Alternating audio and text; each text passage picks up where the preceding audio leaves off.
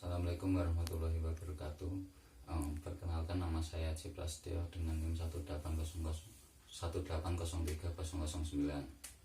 Akan menjelaskan apa itu atelektasis dan penata laksanaannya. Atelektasis adalah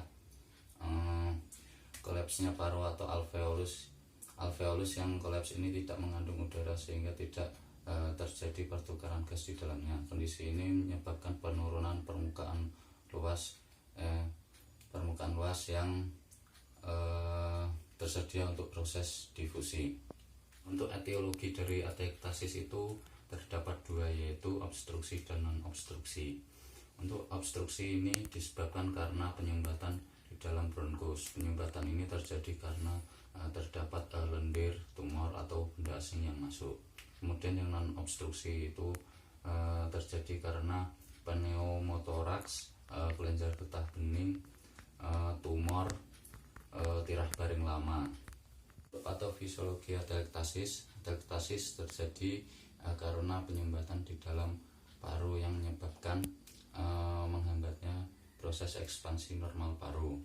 Proses ini terjadi karena menumpuknya cairan di dalam toraks, udara di dalam rongga pleura, dan membesarnya jantung. Untuk asesmen pertama, pemeriksaan umum anamnesis. Pasien dengan keluhan nyeri dada kanan yang bernama Surya, umur 18 tahun, alamat latar Boyolali, hobi otomotif.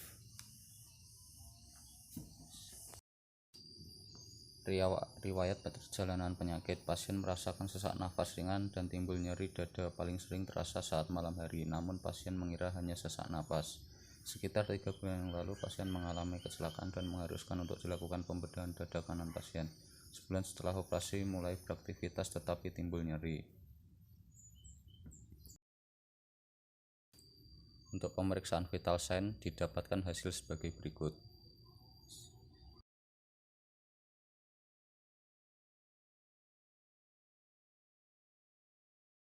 Dan pemeriksaan atelektasis, yaitu pemeriksaan kesimetrisan chest. Yang pertama, ekspansi upper lobus. Pasien diminta untuk bernapas dalam dan mengeluarkan secara maksimal. Ya mas, mulai. Ayo mulai lagi. Kemudian ekspansi middle lobus. Sama seperti tadi, pasien diminta untuk bernapas dalam dan mengeluarkan secara maksimal.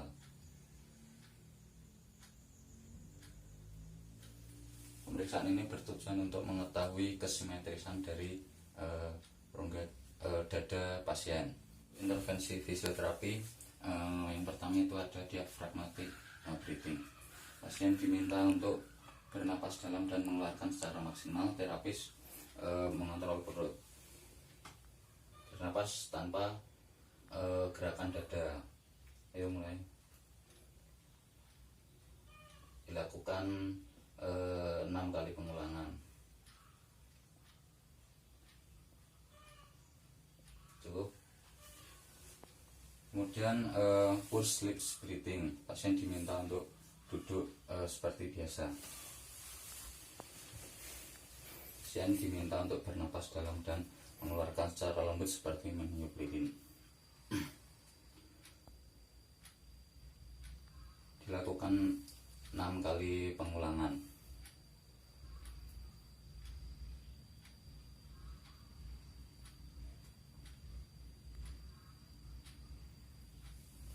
Cukup.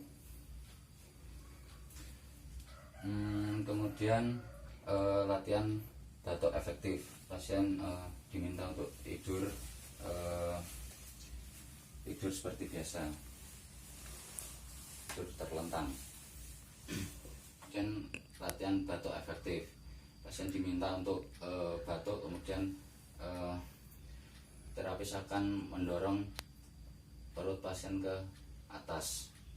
Ayo mas, batuk. Dilakukan 6 kali pengulangan. Cukup.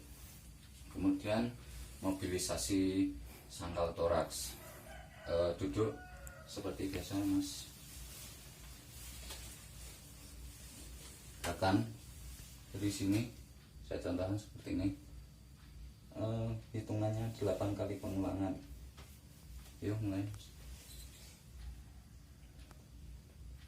1, 2, 3, 4, 5, 6, 7, 8.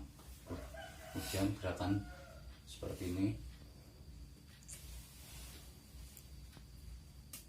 Hitungan 8 kali pengulangan. 1, 2, 3, 4, 5, 6, 7. Kemudian ini di sini seperti ini. 8 kali pengulangan. 1, 2, 3, 4, 5, 6, 7, 8. Untuk evaluasi,